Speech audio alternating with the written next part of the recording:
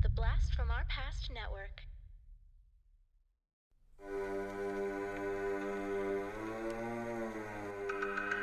Podcasting After Dark presents TV Obscura, a deep dive into underrated and unknown television shows from our youth. Cartoons, sitcoms, cop shows, and much more.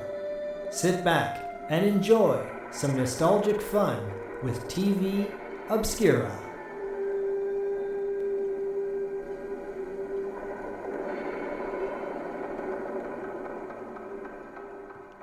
What's up, everybody? Welcome to this month's episode of Podcasting After Dark presents TV Obscura.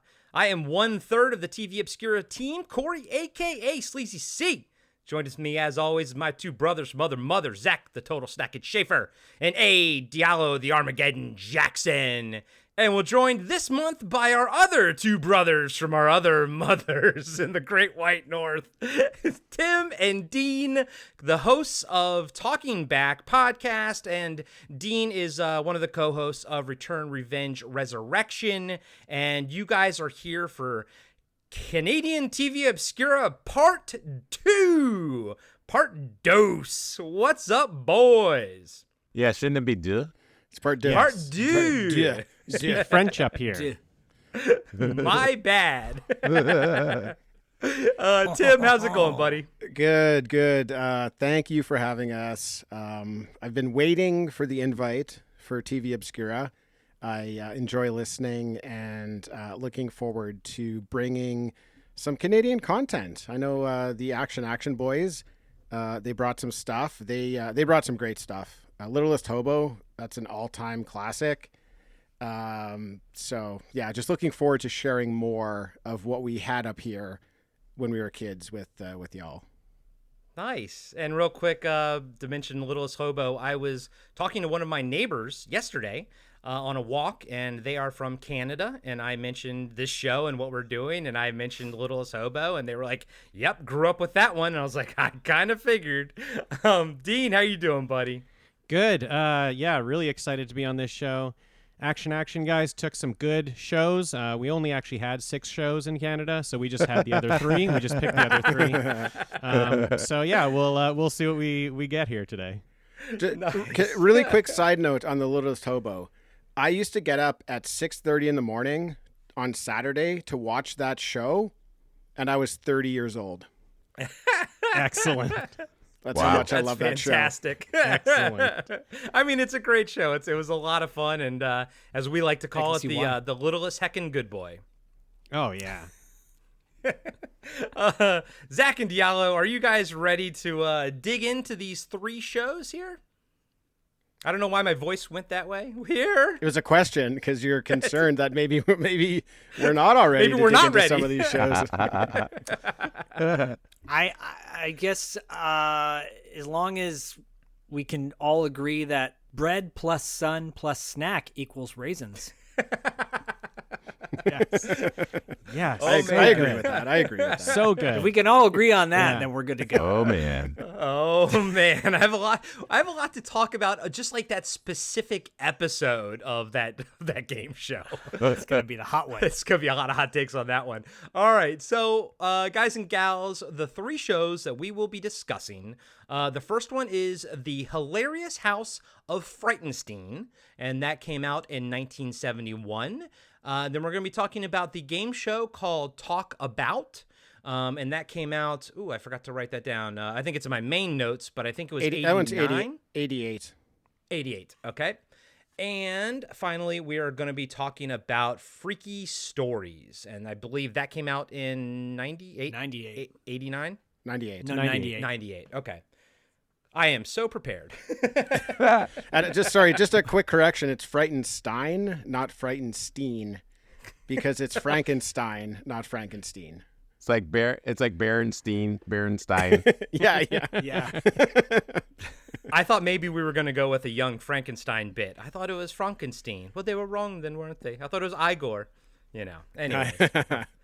And any Young Frankenstein fans here? Maybe I'm wrong. I'm a Young Frankenstein fan, but it's not my favorite Mel Brooks movie. Me neither. Actually, Yeah, it actually is my What's favorite. yours? What's yours, Diallo? Diallo, what's your favorite Mel Brooks movie? Oh God, I put me on the spot. I mean, I want to say Spaceballs, but that's like the obvious answer. So, I actually History of the World part is it part one? Yeah. Yeah. Yes. History of the World Part 1. Yeah, I think that's my favorite, actually. Cool. The How about you guys, Inquisition, what a show. I actually I have to say Spaceballs just because I watched it 100 times when I was a kid. So I got to go with that. Yeah, same Fair enough. here. Tim- yeah, Tim. Spaceballs. Yeah? I got to go with it. It's so good. Yeah. I'm going with a kind of a tracks with my record on pad. High Anxiety. I don't know All if right. I've ever even seen that one, which also tracks with my angle on pad. Guess what I'm bringing next month for your birthday? Yeah. All right. Well, to kick Not High Anxiety. All right. Well, to kick it off, the hilarious House of Frightenstein, or Frightenstein, however you want to pronounce it. A little back history on it. The hilarious House of Frightenstein is a Canadian children's television series, which was produced by Ontario's independent station CHCH TV in 1971. It was syndicated both in Canada and internationally, and occasionally still appears in some television markets. A quirky sketch comedy series that included some educational content amid its zany humor, the show's cast include Billy Van, Fishka Reyes, Guy Bigg, Mitch Markowitz, Julia Summer Miller, and Vincent Price.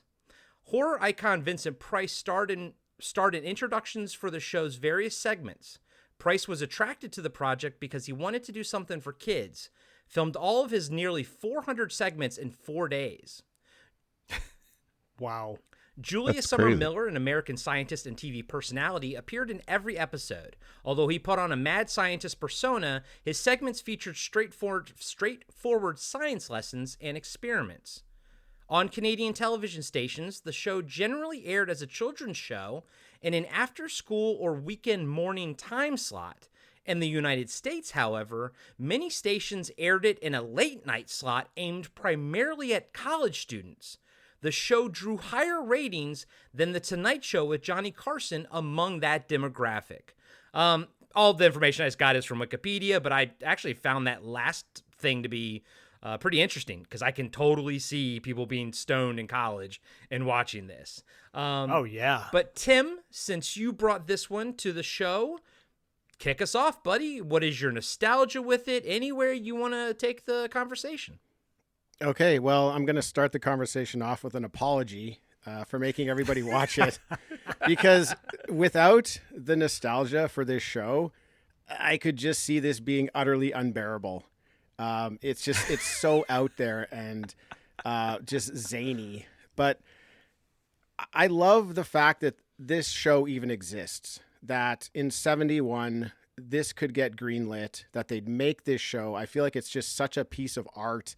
I love it. But to the nostalgia, I mean, watching this as a kid, I don't think I knew what was going on half the time, but none of that mattered. You know, I was huge into the Universal Monsters as a kid, and this show is about, you know, the Count, a Dracula-like character, his sort of Frankenstein monster. There's a version of the Wolfman in this show. So that's everything that kind of drew me to the show in the first place. And then what made me stick around is like the charm that I found in this show as a child. I feel like the humor most of the time misses. I might laugh once or twice, but a lot of this stuff is kind of over the head of a child. I feel like it might have worked better for the college students at that time, but I don't think this show really cares about any of that. They're just out there having a good time. The actors are having a good time. You know, you mentioned how quick Vincent Price did his pieces. The show itself, there were 130 episodes, and they filmed them all in a span of 9 months, which works out to about like one episode every 2 days, which is just unbelievably quick. So I feel like as we're watching these characters on screen, they're probably losing their mind with like how much they're doing of these same characters over and over again. And I don't know, there's just something fun and joyous that came across in their performances. There's like so many different characters in this show. It never seemed to get boring in that regard. There's always somebody new popping up on screen, some new sketch that they're doing. I probably could have just watched the show if it was like the Count and Igor. They're kind of the main plot, and I would have watched a show about that. But all these other characters doing these weird and bizarre bits, it just like captured my attention. Like as a child, there was never an opportunity to get bored in that show because something new was always happening. It kind of reminded me of like YouTube Shorts nowadays and how kids are just captivated by something new for a minute over and over and over again. And I felt like it had that feel to it. Sesame Street came out 2 years before this, and I really think that they were, the creators of this show were just trying to make a similar type of show, but just in a completely wacky way. And yeah, it was like an hour time slot where most of the shows that you'd get as a child were half an hour. So it just made it all that much more joyous to kind of sit down to this show because you knew you were going to be into it for quite a while. And I had to bring this one to the table because this is the purest Canadian TV nostalgia that I have from my childhood. Well, I know you're the same age as me. You're born in 78. So this came out in 71. Was it like in syndication, just in reruns at that point? Yep. I probably saw it when I was like 7, 8-ish, around there. Like, I feel like I was coming off of Sesame Street and kind of moving into this. It was just like a little bit more mature for my age, but it was doing similar things. So it was kind of like a natural transition. But yeah, I mean, as soon as a DVD set of this came out, I don't know, maybe like 8 or 9 years ago or something, I jumped all over that. So I have that. I still like to watch it. I have a hoodie, Hilarious House of Frightenstein hoodie. I'm a lifer. Nice. It does seem like something that would be on Adult Swim at night back in college, and I would have gotten stoned and watched it with my friends or something. Yeah. Dean, do you have any nostalgic love for this one? Are you new to it? I thought I was going to be new to it when Tim mentioned it, but something that happens often on our podcast, because Tim is older than me, and we weren't really close when we were younger, but sometimes, I'd get to watch something with him. These memories just get unlocked for me when he brings something to the table, and I'm like, oh my goodness, like totally forgot that existed in my life, but I must have watched that with you. So that's exactly what happened with this show. I turned it on. I knew all the characters. I remember seeing them all. So it was still a little bit of a struggle to get through this 48-minute episode, but I had to take a couple breaks. But still, I was locked in right away because I was curious of what I would remember and curious when a new character popped up, what that would unlock. So yeah, I did have some nostalgia with it, and it was nice. It was nice to watch it because of that. Okay. As far as nostalgia on our side of things go, I can say I don't have any for it. Diallo, do you have any nostalgia for this one at all? I don't have any nostalgia for the show, but I did, I was looking at the cast because there was obviously I saw Vincent Price, and I felt like I recognized a few people. And one of the people in it, his name is Billy Van, and I think he was a voice on the show that I used to watch, actually, called Eureka, and it was a Canadian show. Oh, yeah. So, Oh yeah, there is my connection with nostalgia. I was like, oh yeah, I remember I used to watch Eureka, and so I was happy. I was happy about that. Zach, any nostalgia for you? Zero nostalgia. I've never seen this before, but it's funny that Diallo brings up Billy Van because he gets billed 3 times at the end of this, in the end credits, and actually 4 times because he gets a bold associate producer or executive producer just to let you know that Billy Van is the one. He's the man. He's the man.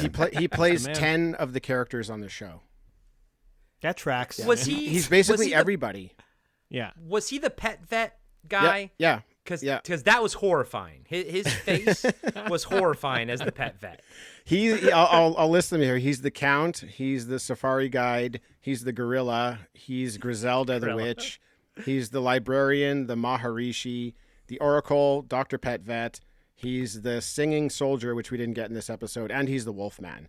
So okay, like he must have been on set probably 18 hours a day for 9 months straight, just doing all these different characters. Well, one of my notes, because now that we're past nostalgia, we're just kind of getting into general discussion of what we watched and everything. We all watched the same episode. I don't think I wrote down the name of it, but we all watched the same one. I think it's first just episode. episode 1. Yeah. Okay. First, right out of the gate, I think I'm gonna maybe be a little bit of the outlier here. I very much enjoyed this, and maybe it's just my stoner brain. Even though I watched it stone cold sober, it might still just be my stoner brain. I had a good time with it. One thing I kind of didn't like was there was this constant beeping during the count scenes that drove me a little bit crazy. But other than that, I enjoyed how quick all the it kind of reminded me of You Can't Do That on Television, which we talked about on part 1 of Canadian TV Obscura with the Action Boys, and how that could just kind of pow goes right to the next one, and some of the little shorts are really quick, and then there's no lead up to them. Like the monkey, I laughed the second time I saw the monkey and he got hit and he got knocked out. I was like, okay, I see where this is going, and I like that. Repetition's fun sometimes. I was also impressed with how much makeup they for example, Pet Vet didn't need to have makeup, but he did. Almost every character that Billy Van played was wearing some sort of prosthetic and all this kind of stuff. And honestly, I found that to be interesting, sometimes terrifying, sometimes amusing. But overall, I was impressed with what I perceived would be the amount of time that it took to actually do that. And you didn't, for some characters, you didn't have to have that much prosthetics, but you're still doing it. So I'm like, okay, good on you. Vincent Price never blinks once whenever he talks, which is pretty amazing. But it's also great to see Vincent Price. But yeah, this for me, I'm not going to probably go search it out and watch more or get a DVD set, but I could see myself in college, getting high, watching this, laughing at how silly it was and everything. But at the same time, maybe learning something. Maybe some sort of knowledge would have busted through the weed haze and I would have learned something. And then so I kind of dug that. I thought that this was kind of cool. And, Tim, like you said, it's a little bit like Sesame Street. And I could see why it would maybe be like a step up.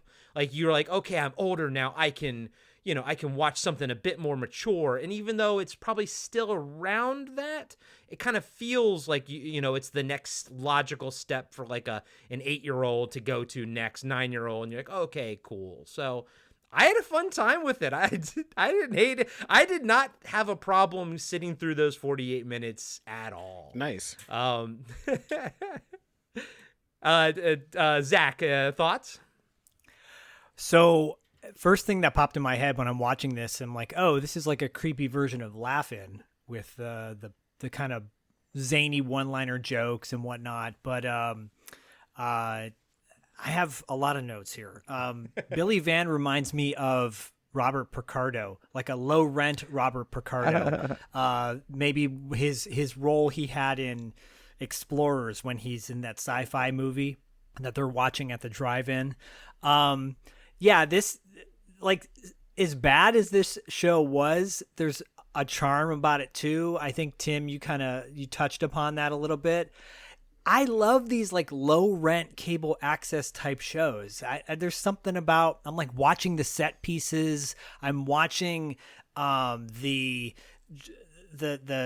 cutaways, the transitions they use that are really interesting for that time. We're talking the 70s, so it was all kind of newish. The fact that Billy Van bold plays 28,000 characters on this show is pretty remarkable for the fact that they did over 100 episodes. If he didn't go mad from having to play these characters, then probably he was green when he died from all of the paint that they would probably put over his body. Zach, do you think that at some point during those 100 episodes, when he went home, he looked in the mirror and said, "Who am I here?" Yeah, I'm sure he did. I'm sure there's many times where his wife was like, "Who are you? Who are you?" He's like, I'm the Wolfman." So I actually loved the Mr. Wizard segment. It was slow, but then I was like, "Oh, those pipes are cool. Oh, that's cool. I never knew that. That's a cool science trick." The animal segment was cool. Like the dinosaur looking turtle was creepy looking and really awesome to look at. The pet vet was not awesome to look at. He was not awesome to look at, but that turtle was awesome to look at. I was like, that's a cool looking turtle. The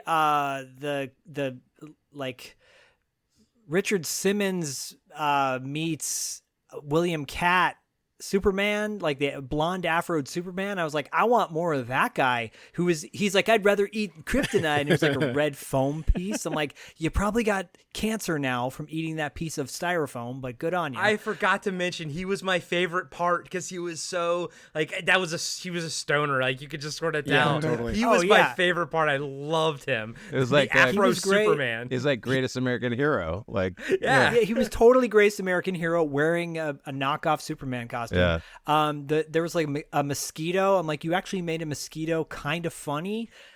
I never thought that was possible because I hate mosquitoes. That's probably the one bug I loathe the most on this planet.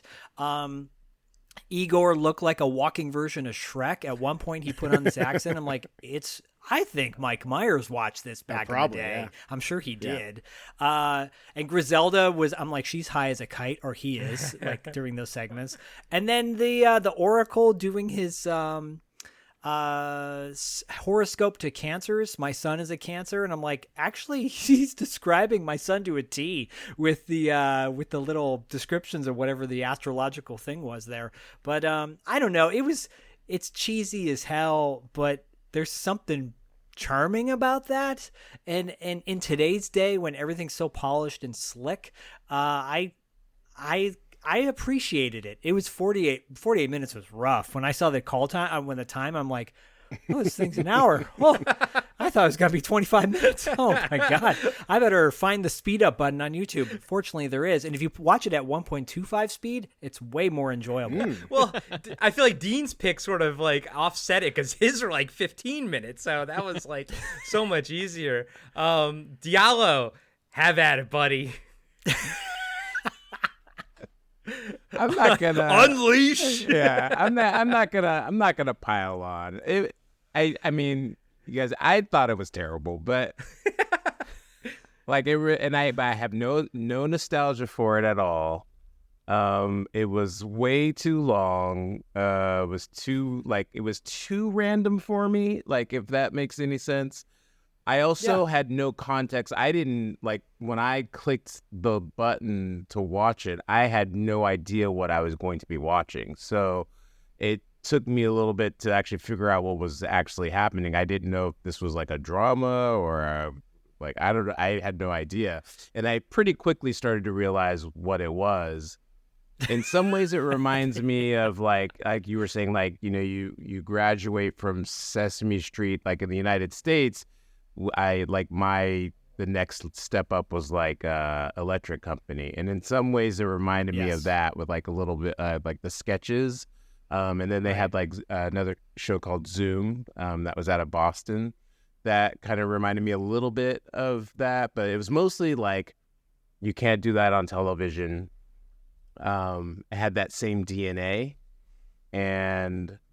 but it just, I don't know. It was just way too random for me, and I couldn't latch on to anything. And one of the things about it that made me kind of wonder. I mean, this was the first episode too, so I kind of figured it probably got a little bit better production wise, and like moving down the road, it probably was better because I noticed at the very beginning, the guy that was dressed up as Dracula or whatever, it looked like they were ad-libbing. Like, he literally I thought that maybe there was some improv involved there, or they just kind of maybe kind of talked over each other's lines, but they didn't have time to go back and they only really get one take on it essentially. Yeah, and so that took me out a little bit, but it happened more than once, and so I was just like, what's going on here? You know. I was like, was this a live stage thing? Do they have is there an end game to the jokes? And I didn't know. So it was, I don't have anything good to say at all. I really, Well, let me ask you, it was do you think torture watching this. Do you think it needed a laugh track too? If it had a laugh track to like cue me in, it might have felt a little bit better. Yeah. But The yeah. U.S. You version can't had do a this on laugh track. television? Huh? The U.S. version, when they ported it to the U.S., they added a laugh track. Yeah. Interesting. That says something this says something about the weak-mindedness of Americans. I think that we need like a laugh track. That we So, needed yeah. To It's know like, to laugh. Oh, it was very popular in the 70s. yeah. It was like when they had. I remember like in Eight Is Enough had a laugh track like the first season, then they took it out, and then That's yeah, right. and I don't know, but Yeah. and I don't do drugs, and I drink pretty rarely, so I had nothing to lean on when I was watching it. Oh, that's rough. That's rough, Diallo. That's rough. Yeah. Dean, what were you gonna say, buddy? I was going to say it almost had a laugh track because that first little improv they were doing, you could hear people off camera giggling. Yeah. Like Yeah, it you could hear felt the like it crew was laughing. like it had this energy to it, right? Where it's like, oh, this is the first thing. We put the costumes on, we're doing the thing, we're making the jokes, and they're doing the improv, and people off camera are laughing. And it was, it had like an energy to it that like I kind of went up and down as I was watching it, where first I was like locked into these characters that I just knew somehow, like I just recognized them. So I was like, oh, this is great. Then I realized that it was like kind of terrible, and it was, kind of that they were very fresh doing this and that it wasn't super polished.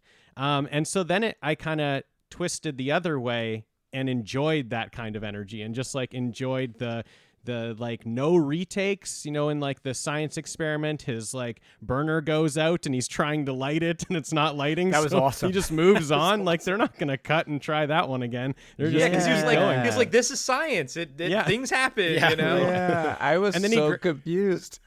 Yeah, and then he grabs the like So was really, he. really tall pipe, and he says, "Oop, almost doesn't fit in the studio." And it's like, "Oh, I don't think you were supposed to say studio. I think you're in a castle right now." Funny. Oh man. But just Yeah, it like was that like- whole thing. I was like, is this comedy? And then I was like, is this a science show? What's happening? And the experiments didn't work, and I was confused. But Yeah. Well, Diallo, it makes me realize, like, because I did the Wikipedia notes before I watched it. Yeah. So that kind of informed me that I was, what I was Yeah. sort of like in for. And now I'm kind of like, oh, maybe I should have just gone in cold and like not knowing what was going to come, because I kind of had an idea because of the notes. yeah, I went in cold as well, and I noticed too, though, like initially I wrote down hilarious question mark because it's more creepy than anything else initially. And seeing Vincent Price in that vein was always kind of fun, but yeah, there's something about like just the like I said earlier, that low rent quality. That to me was like, if this was 30 minutes long, I might have had an even more enjoyable experience. Right. Yeah. Yeah, I think I would agree with that. If it was 30 minutes long, I would have like really liked it. I still enjoyed it. It just reminded me of Tim and I watch on Christmas for our podcast. We do a Christmas special and we watch a horrible Christmas movie. And we're talking like movies from the 60s and 70s that are like this, that are just somebody dresses up in some costume and gives it their all. And it really reminded me of that. And we love watching those movies, even though they're not good movies. And there was an energy to this show that I dug, even though I had to kind of stop because it was a lot and, go do something and then come back and continue watching. But Vincent Price definitely felt like he was in a different show. Like he didn't know what show he was in. He recorded his things and they plopped them in because he is just so great, so polished, so on point. And then you go to like these guys being silly. He felt a little out of place, but it was always great when he was on screen because he was wonderful.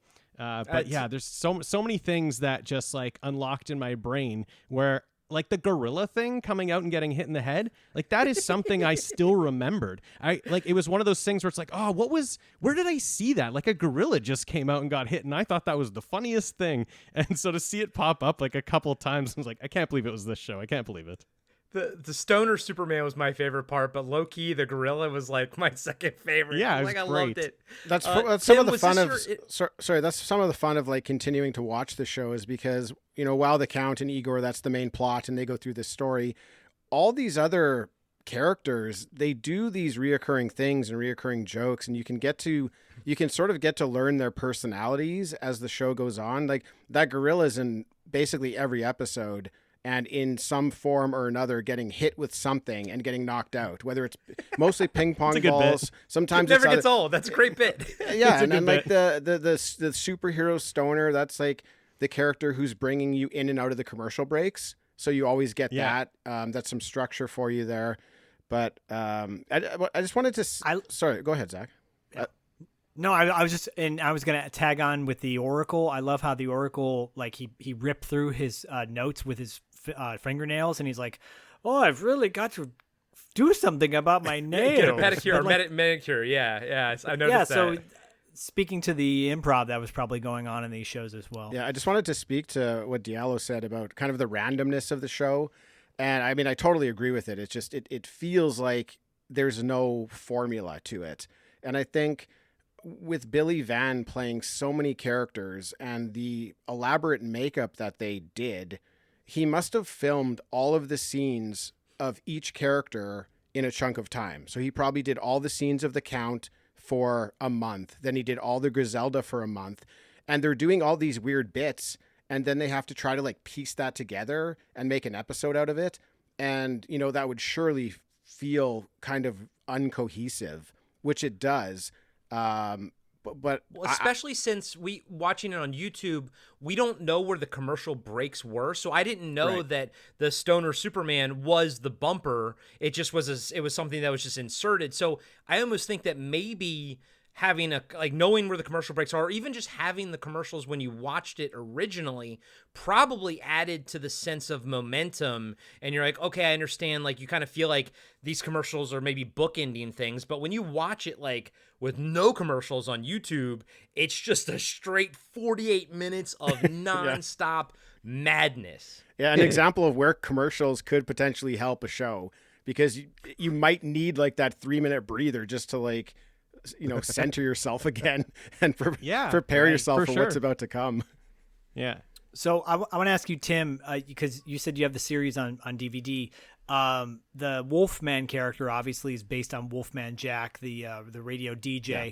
Did they have music segments on this as well? 100%. Yeah. So the DVD set, awesome. unfortunately, was only 13 episodes. That's all they put onto the set. But yeah, what we missed out on is eventually with Wolfman, they get into him dancing, like disco dancing, to a psychedelic background, to a musical track. In most of the times that he shows up later on the show is just, it's so wild and trippy. But yeah, they do that. Yeah, they take it like way further than just him as like this disc jockey that we saw in this episode. All right.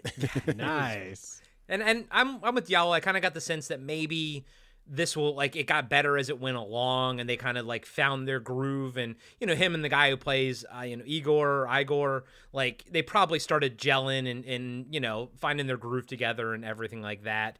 But yeah, I mean, like I said, I might be the outlier, but I very much enjoyed it. Might be my stoner brain, but I thought it was a fun time. Or also too, I was doing laundry and shit while I was watching it on my iPad, so that might have helped as well too. But it's Right. Maybe the show does need to be broken up a little bit. And Yeah. I mean, maybe 48 minutes straight of that is just, it'll scramble your brains. Yeah. It was I just imagine in a way I would have rather watched a later season episode rather than this one, because as I was watching because it wasn't about the low budget for me. That's never a problem for me. It was the sketches themselves looked like they needed more work, because the same setup is on You Can't Do That with television, right? Like that show's pretty random from segment to segment, and it jumps back and forth and around too,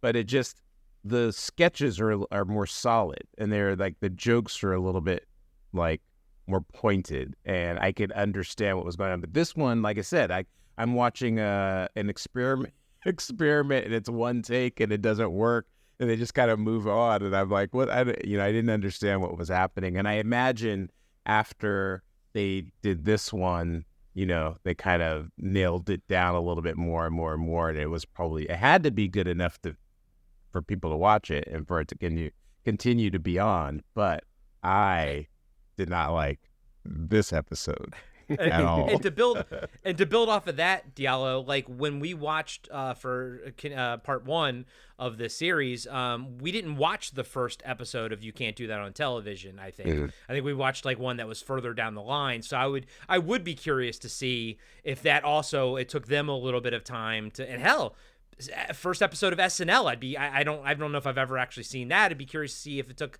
it takes shows a little bit of time to find their footing, especially when it's like this sort of setting, like one take, sort of improv type of thing. But Zach, now you know how they're able to film 138 episodes because they never reshot anything. Exactly. Kept going. Yeah. boom, boom, boom. Keep Fix going. it in post. Yeah, that was perfect. This isn't digital. Zach, did Bodie watch this at all with you? Now he didn't watch any of these with me, but Bodie says, "Fuck Canada." we played Talk About at dinner tonight, Awesome. and that was a lot of fun. Oh, nice. Cool. Awesome. Well, that'd be a good segue, That's a except good I'm not ready segue. for it yet.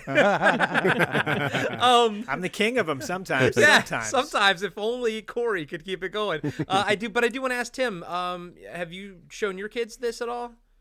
I have not. No, my son would not be interested at all in this show. So I'm not even. Your gonna son is try. also fuck Canada. A lot of the jokes in this show are phone humor, just like talking to someone on the other end of a phone, like on a landline. So he might not totally appreciate that kind of humor. Well, I will say I have a toy called 2XL. It plays 8-track tapes. It's from the late 70s, and they are trivia tapes. So this will also segue into Talk About as well, because you can play like science. He asks you science questions. When you pop the tape in this little robot, he'll talk to you, and you push the buttons that correspond to the correct answer. And if you get it right, he moves on to the next one. If you get it wrong, he has some sort of joke. And there is one, and it's called Movies, Monsters, and Mayhem or something. And Dracula visits 2XL on this 8-track tape, and he's like, "Oh, 2XL, let me get a little bit closer to you, darling." And then he bites 2XL, and he's like, "Oh, I broke a fang." And he's like, "Because I'm a robot." And the robot has like this New York kind of New Jersey accent to him, and it's funny because the jokes are so corny and so dated, like telephone jokes nowadays, Right. And it's so cheeseball. Bodie grew up on that now. He's 9, and now he'll roll his eyes. But back when he was 3, he thought it was cute as hell. So show a 3-year-old when they have, no real awareness of what's going on in the world. And then play Talk About. Yeah. Zach, you want to set it up again? What did you play at dinner table with Bodie? We played Talk About. I said to Bodie, I said, give me words that would describe Santa Monica. My wife played as well. And so we started saying the beach, ocean, pier, Ferris wheel, trash, homelessness, drugs. No, I'm kidding. I'm totally kidding. Kidding. Don't cancel me. You're canceled. No, but I was like, as kind of bad as this show is, there's a lot of fun stuff to talk about with Talk About. Heck yeah. Hey everybody, Corey here. I just wanted to let you know that we'll be right back after these short messages. Hey everybody, I'm Tim. And I'm Dean. And we're the hosts of Talking Back. We're a retro-based podcast covering movies, comics, video games, and more. Check us out every Monday where we hit the rewind button and dig into some of our favorite content from the past. We like to keep things fun, lighthearted, and informative. Do you feel like you need more nostalgia in your life? Then check out Talking Back. We're available everywhere podcasts are found. And now, back to the show. All right, Talk About This was a mutual one that Tim and Dean both brought to the table. Talk About is a game show produced in Canada by CBC Television, which bears some similarities to the board game Outburst. Originally produced by CBC for the 1988 to 1989 season, it was later picked up for American television syndication, airing from September 89 to March of 90, with repeats later airing on the USA Network from June to December of 93.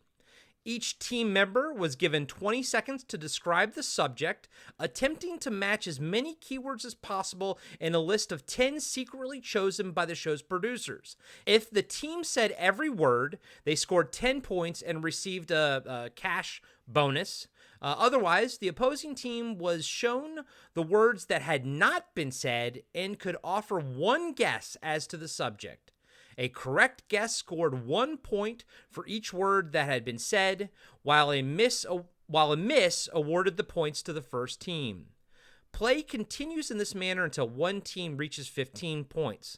The first team to do this won the game and cash prize and advanced to the bonus round, while the losing team received parting gifts. I gotta say, I'll let you guys talk about your nostalgia for this, but I gotta say, when they won the $2,000, I went online, did a what are those inflation calculators, and that's about $5,000 today. So Woohoo! that's not too shabby. That's exciting. Wow. Yeah, not bad. This was a mutual one, but Dean, tell us your nostalgia for Talk About.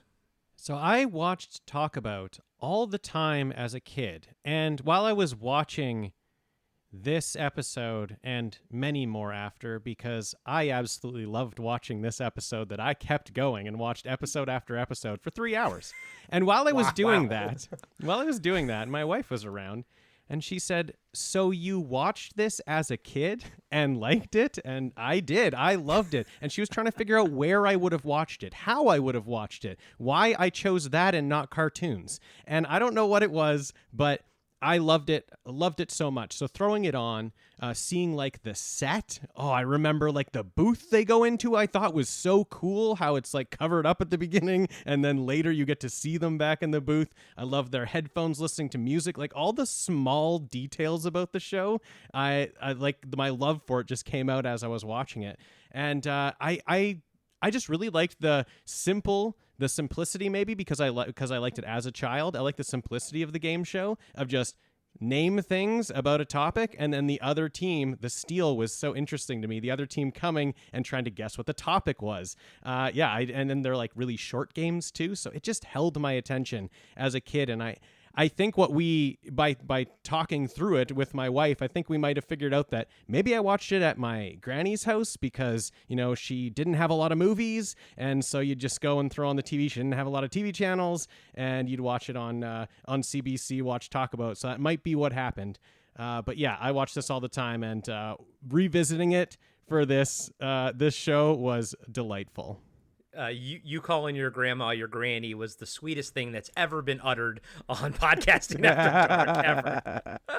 All right. It's true. Tim, what is your nostalgia with this one? Yeah, well, I can answer Dean's question, actually. I can tell him exactly where he would have seen this. It was not at Granny's, by the way. Oh. But this was one of those weekday game shows that you only got to see if you stayed home sick. So it's like the Price is Right. It's like one of those, and it came on at a time when there were no other cartoons. So like in Canada, you could get your cartoons in the morning, then it moved into some Canadian game shows, and then it moved into soap operas. So the game shows were like the last little bit of time you'd be able to watch TV before mom would come and shut it off because we can't watch soap operas. So there was like maybe 2, maybe 3 game shows that we'd get to watch, and this was one of them that was in there. So, one of the great memories I have is because of that. You get to see it when you stay home, and I loved to stay home from school. Do you want to watch Talk About and Price is Right, or do you want to go to school? Well, that's obvious what you want to do, but the choice is clear. Yeah, the choice is very clear. So, so like that's my nostalgia, just kind of being homesick, having it in that window of Canadian game shows, and there are some good Canadian game shows. You know, I always laugh because what they give away on Canadian game shows is so shitty that I'm surprised anybody would even go on. Like, you're definitely not going on to win the prizes. You're going on to be on TV. You know, because come on, that VHS machine was yeah. great. Yeah, what do you want? Cool. Do you want to play in the grand prize round for a VCR or like luggage or pots? It's so stupid. You know, if you win the round, you can win like $200 maybe, and it's just but again, like similar to the Frightenstein show, the show just has some sort of charm to it. You've got Wayne Cox, the host. He's so nerdy and dorky, but so am I, and like just kind of revisiting that. I liked him so much more now than I did then. He was just a bit too goofy then, but now I see he really had like a really great personality for this show. And he actually hosted another Canadian game show too. It was like a charades game that he was the host for. But yeah, I mean, I think it's just a really, really tight game show. Like there's really no fluff to it. Everything makes sense. It has good play at home value. And yeah, like Dean was saying, it moves really, really fast, and there's always new people coming in. It's tough to stay the champions because the game's it's a little bit random, and you don't know like what word you're going to get that you have to guess. So yeah, I guess that's kind of it. Yeah, Wayne Cox is the antithesis of Richard Dawson. He's the exact opposite of Richard Dawson. But I mean, Very true. That's what I grew up on. Family Feud was always my favorite game show as a kid. But I feel like that was a nighttime game show. Price is Right was definitely like, I have the same nostalgic love for Price is Right because that's what we would watch when we'd stay home too. And in the States, it was kind of similar. You'd have the cartoons in the morning, then the game show, and then the boring ass, soap operas came on. You're like, I don't want to watch those. I'm done. No. Go play with my toys. No. I was like wrong. Days of Our Lives is the greatest show to ever grace our airwaves. Touche, my friend. Correction. Touche. But I have no nostalgic love for this, or I don't know anything about it, but I see what you're saying, and how it has great home play value as well, where you can kind of go along with them, and then watching them sort of rapid fire try to say things. Like I found enjoyment in that. I was like, that was interesting, although I was kind of sometimes a little confused because like they were trying to do San Francisco and they said streetcars, and then and I know he said it as one word, like a streetcar, but it came up as two, street and car, and I was like, that feels like cheating, but okay, I'll let that slide. But again, I liked the fast-paced sort of nature of it when it came time to actually, and just to watch, I was infinitely fascinated by how people chose to talk and the weird body movements that they made when they started rapid firing those keywords out. Right. Yeah. Diallo, what I have no nostalgia, just go into general discussion and everything. Yeah, I mean, yeah, I didn't have specific nostalgia for it, but it just kind of like watching The Littlest Hobo, which I had never seen, but as I was watching it, I felt like I had seen it before, because it just, everything about it felt familiar. That's how I felt watching this. Like, it was like the era and time. I just felt like I was watching like an American show, because it was not even just when you were homesick, but like in the summertime was when I would watch a lot of those game shows. I remember like watching Sale of the Century, like all these other random ones that used to come on. And so that's the kind of like the vibe I got while watching it. And I mean, it was enjoyable. I didn't quite understand what the rules were, and it's, in some ways it seemed a little too simple, but the rapid fire nature of it made it so that there was a strategy to it. And I'm pretty sure that the two women, the one, I think it was Margaret, is having an affair with the other woman's husband. That was Maureen. Great looking husband, Mark. Yeah. I'm pretty sure. Like, I actually wanted to like get on the internet and see like if there was like some kind of like scandal, like old archived article from 1989 or whatever it was, to see if that had went down, because I was pretty sure. That was we all watched season 1 episode 120 and Dean went further. Very much so. Zach, That way, the Leonard Nimoy one too, like that. It was weird because they had One of them was Mister. Well, they had like Star Trek up there, and like they didn't get it. I don't understand. I don't understand. Everyone also forgot that Leonard Nimoy was also a musician as well with the Ballad of Bilbo Baggins, and none of the answers for that was musician whatsoever. Yeah. Hey man, Zach, you get up on talk any about thoughts? you get on talk about, and then you lose your brain, right? You're up there and the pressure's on. Yeah. You're playing Lights, for TV cameras. You're playing for $30, and then you just Your body motions start moving. you start freaking out, and you just can't recall like you normally could. The two other guys, like they barely registered, and they were just like, oh well. I do wonder if they had actors come in for certain days where they just didn't have enough like people volunteering for the episodes. That is something I've always wondered, because sometimes it just doesn't seem real between the two teammates. It feels forced, it feels fake, and I just wonder if that was a thing. That second couple for sure. There was like the magician, and he The was like this magicians. fiance. She looked like a hostage. She definitely didn't look like she was in love. So Dean's got a funny something story blew about my- that musician.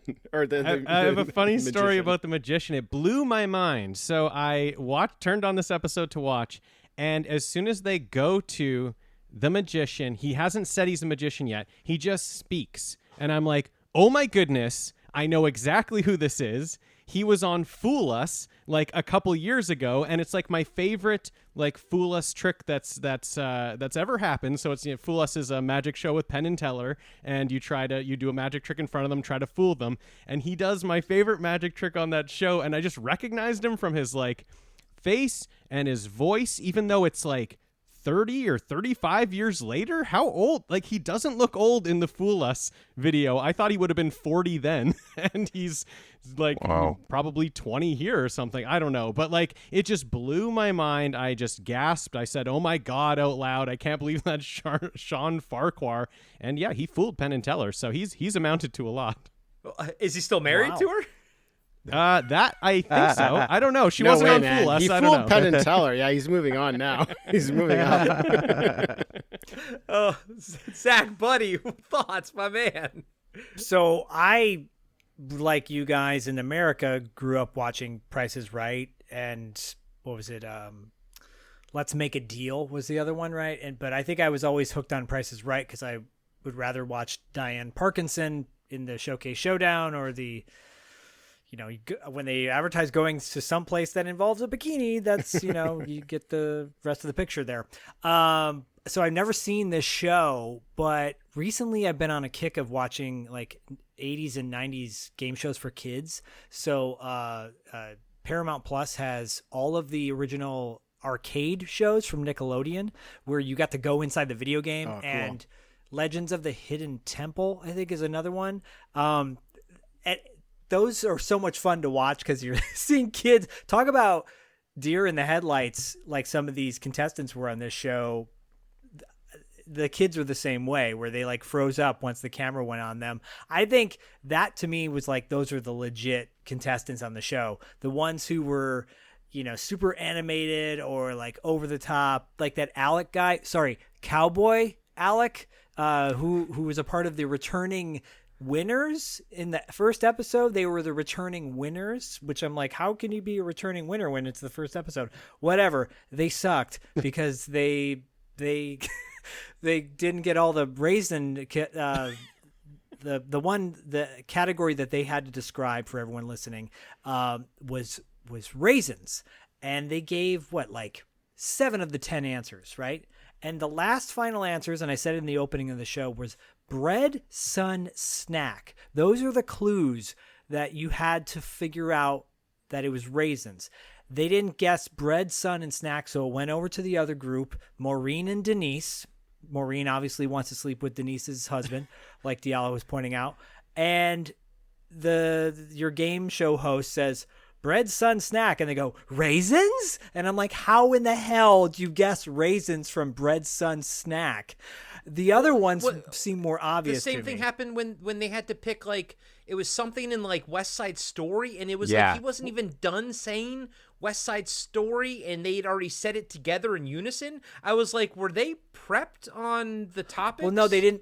They didn't get West Side Story because Denise and Maureen got 9 of those. Yeah, there was one. 9 of those, and the other one, the one they didn't get was Jets because Maureen kept Right. saying Puerto Ricans and Mexicans, Puerto Ricans and Mexicans, and I'm like, wow, this lady. First of all, Denise was her hairdresser, and I'm like, Maureen's, you got to get a new hairdresser because it wasn't working. And Maureen's in the entertainment industry, or she's an agent or something like Yeah. that, talent agent, right? And I'm like, oh, that tracks. And she, West Side Story, they got all the things, and then the magicians got that clue. Their clue was jets, and they guessed airplanes, which actually, or airport or Airports, something, yeah. which Yeah. kind of tracks. I'm like, that makes sense. But Maureen was too fixated on people of color. So, she was like, but I loved it because it was so frenetic and also kind of like, I love that it was based, or Outburst came after it or around the same time. I was like, I want to get Outburst now. I want to play this with our family and friends, because it was good times. These shows to me though, these 80s shows are the best. What I get out of it is watching people's fashion sense. Yes. Yes. Watching how like terrible the plants are, or how obvious it is, and also I love how the host, he knew that the dude was a magician. He's like, oh, I got a magic trick. And I'm like, oh, is he going to pull out cards or something? He pulls out a saw. And I'm like, that's pretty funny, but not funny at the same time too. The production's Anyways, like, we don't got time for this. We don't got time for this. we got a saw. great. Yeah. We got to wrap it up. Right. Yeah. Anyways, I thought I was entertained. Yeah, I was too, and I think I liked the host too, and I think we're all similar. We're all kind of on the nerdy side of things when we were growing up and everything. So I kind of related to the host. I thought there was a charm about him, and but I liked the freneticness of it, like you said, Zach. I liked how I just like to see what people are gonna do when they're trying to rattle off all these words, and then they get flustered and their body starts doing all kinds of weird shit. And I'm like, you shouldn't be on TV. And poor Maureen looks like the lady that's like 2 weeks from God, I knew you were Total gonna say Recall. that. I knew you were gonna say that. Oh wow! As soon as you brought it, I was like, I knew he's gonna say it. I knew he's gonna say it. I'm sorry, Maureen. I'm sorry. Cold-blooded. It's cold as ice. Oh my God, Dean, you kept watching it though. Like, Yeah. Like, I mean, I assume it stays similar, right? Like, they're all pretty much the same, but you're watching it for the people, right? I'm watching it for the people. I love the panic, like we're talking about. I love that everybody has those 2 or 3 words, like they have 3 seconds planned out and they're like ready to go. Yeah. But then they get them out right away, and then there's 17 seconds left and they just make a fool of themselves, just panicking, saying the same thing over and over. Puerto the Ricans, hands Puerto going. Ricans, Puerto Yeah. Ricans. Yeah, oh my God, Maureen, simmer down now. Yeah. I mean, it's like Family Feud in that way, right? Like you Right, go down. yeah. It's just like a faster paced Family Feud, I guess. And so Yeah. I've seen people do that on Family Feud. Like they just blank out for the words, And they so. start saying like literally the same word. Oh, like it's Yeah. not it. That's not the word. Yeah, but Yeah. they can't keep come up with- saying it. That's not the word. You're just racist. Yeah. So yeah, I was just like, I got hooked right away. What we kind of miss in this episode is how the second half of the bonus round plays out. So, because we saw Maureen get all of the words right, so there was no second half of the bonus round. So what happens is, however many you get, so say she only got 6, now her partner gets 6 seconds to come out and try to guess just one of the words that she didn't say. So if you only get 2, your partner only has 2 seconds, but they have 8 words to choose from, or like they have 8 words that they could hit in those 2 seconds. So yeah, it kind of balances it out. If you get 9, you got 9 seconds, but they got 1 word that's up there to hit. And if that partner comes out and hits it, you double your money. So the reason why the round is $2,000 is because they got all 10 and then they just count the double the money as well. So each word is like worth $100 in the regular bonus round. So if you get 6, you're going to be at $600. Your partner comes out and you're like, nah, I don't think they can do it. You just get $600 and you move on. Well, because even in the description of the episode that you guys sent us, the link on YouTube, it was like in a remarkable like bonus win, type of thing. So I was like, okay, I guess. It's super rare to see that $2,000 win. That and like if you win 5 games in a row, you become grand champions and they retire you. And that's another just extremely rare thing that I've probably watched every episode to talk about. I think maybe twice there were grand champions. And yeah, you can count on a hand or two how many people won the 2,000.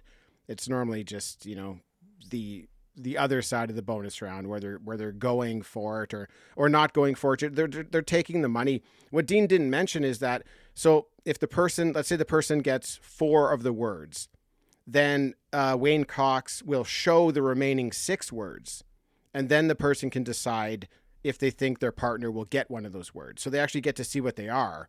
Right. So, which kind of always left me thinking you could maybe somehow coordinate with your partner, like maybe not say the most obvious word, just leave that one on the board and try to say other words.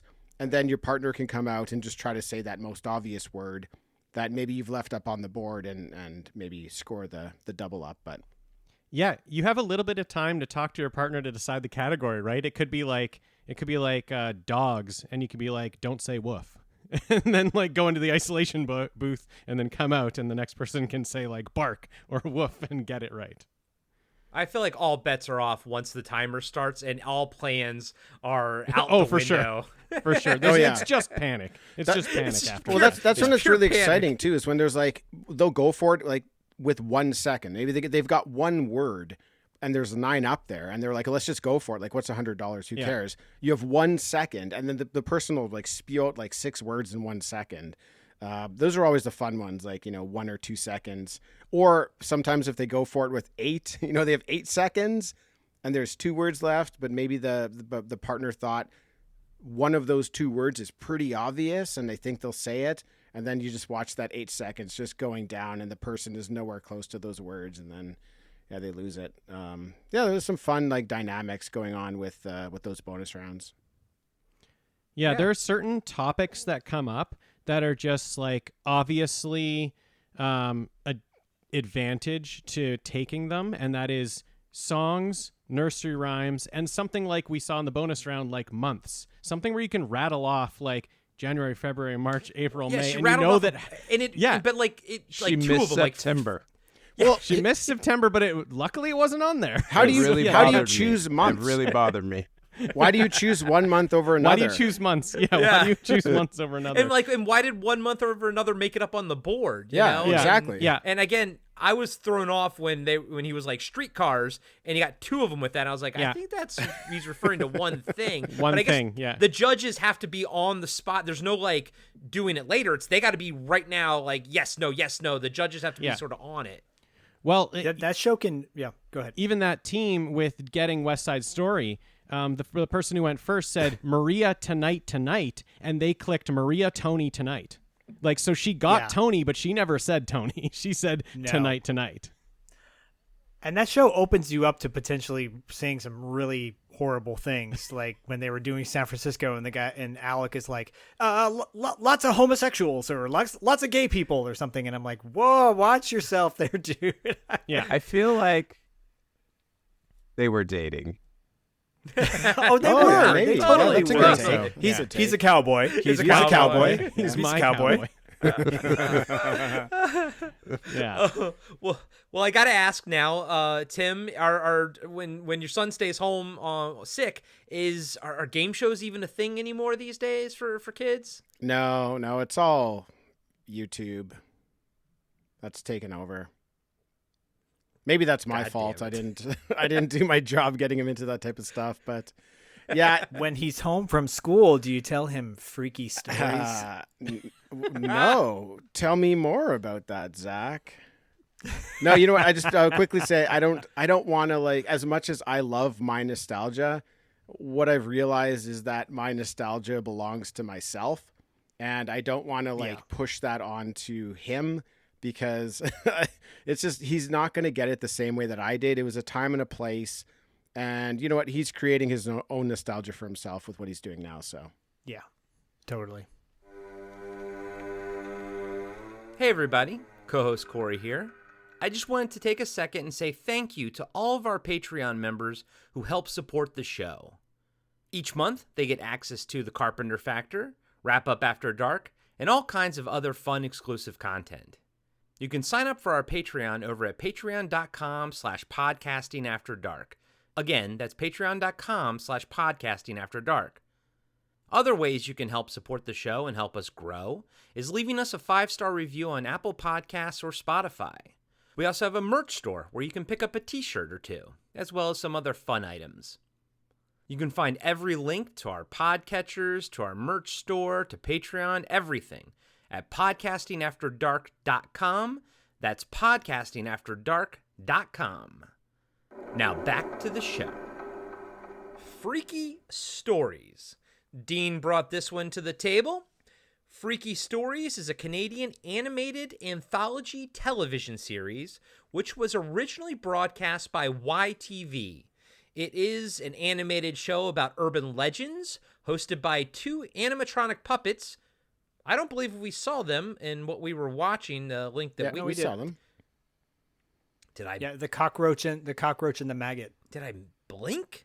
Did you miss them? And I didn't watch it on Tubi. I watched it on YouTube. If you watched on YouTube, that episode cuts out the maggot and the cockroach. Oh, no. bummer. Okay. Really? Oh. Okay. All right. All right. Well, I'll continue this and then yeah. Okay. Larry Debug, a cockroach, voiced by James Rankin. I wonder if he's related to Rankin and Bass at all. And his gooey sidekick, Maurice the Maggot, voiced by Dan Redican in Ted's Diner. A 1940s era setting, staffed by Rosie the Waitress, voiced by Jane Eastwood, but never seen, season 1 only. It was often part of The Three Friends and Jerry when it aired on Fox Family. The series, described as a Twilight Zone for kids, centers on the kind of myths and legends that are told as scary campfire or bedtime stories. Animation styles and musical scores varied with each half-hour episode, incorporating 20 different looks in the first season alone. The short stories and changing styles were specifically designed to keep viewers' attention span. Dean, you're the one that brought this one to the table, so kick it off. Yeah, so Freaky Stories. When I was a kid, I loved anthology-type stories. But with a lot of anthology stories and a lot of eerie things, I liked eerie stories, like where, that was like the right place at the right time. I can't believe that happened. I really liked those types of stories. And what you got with anthology and those eerie stories were a lot of horror things. And I was way too afraid as a kid of horror to watch any of that stuff, to watch Tales from the Crypt, to watch, even Are You Afraid of the Dark, another Canadian show, Goosebumps. Like, I couldn't even watch that stuff. I was just afraid of it. But Freaky Stories isn't about horror. It's just about these odd occurrences and these weird endings to these stories where something worked out in a certain way you didn't think it was going to. So I latched onto that. It was just one of my favorite shows as a kid. It's one of those things where you then, go through your, teenage years and into your 20s and completely forget about it. And then later on in your life, like, oh yeah, Freaky Stories. Like, what was that? I used to love that. So I had, sought out these episodes and watched them, getting into being more of an adult and just loving the eeriness of it. But also like you said, the different art in it and the different people telling the stories. It always caught my interest. They're very short stories, which is good for me as a kid too, just to, that story's told in 5 to 6 minutes, or even less. And you get to that punchline, you get to that eerie thing right away. And then just to get to the maggot and the cockroach, like I also liked gooey, weird things, like kind of disgusting, gross stuff. And so like that maggot, I like loved. I couldn't look away to like the gooiness, the sound. You can even hear like how disgusting that maggot is.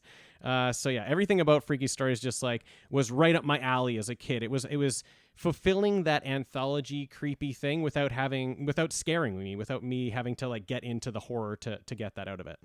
Did you also watch the Three Friends and Jerry as well? No. Okay, because it just says, the Wikipedia page says it was often part of that show as well. So I don't know what that show is. Yeah. Tim, do you have any nostalgia for this one? Not really. Like in 98, I was a couple years out of high school, so I wasn't really, into the cartoon scene. So I thought I would know nothing about this, but as soon as it started, like the bug and the maggot, that for surely I have seen many times before. So I don't know, maybe just flipping through channels I've seen them, but I don't remember any of the animation or the stories. But those two characters, I've like for sure 100% remembered them. And I mean, they pop up a lot in each episode. Basically there's 3 or 4 stories in each 20-minute episode, and they kind of have a little like a bit before each one of the episodes. So they're on screen, 3 or 4 times. So they get quite a bit of, screen time. So I'm not surprised that I kind of caught them, just probably flipping through channels. But yeah, no, I'd never seen one of these shows before, but I really dug it. I wish, I wish I watched it even in 98. I would have been into this. I love the Twilight Zone. I love, stories like this. So yeah, this one missed me, and I'm actually kind of sad that it did. Yeah, so I'll elaborate. So on YouTube, the link that you guys sent, because you sent the Tubi one and the YouTube one, I was like, well, I'll just watch the YouTube one.